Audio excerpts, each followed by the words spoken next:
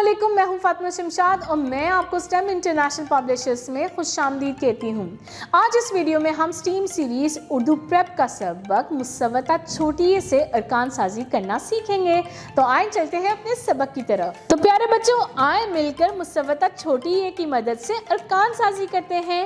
ब E B, प E P, त ई ती, ट ई टी, स ई सी, ज ई जी, च ई ची, ह ई ही, ख ई खी, द ई दी, ड ई डी, ज ई जी, र ई री, र ई री, ज ई जी, स ई सी, श ई शी, स ई सी, z ई जी, त ई ती, z ई जी, अ ई ई, ग ई गी, फ ई फी, क ई की, क ई की, ग ई गी, ल ई ली, म ई मी, न ई नी, व ई वी, ह ई ही। तो प्यारे बच्चों,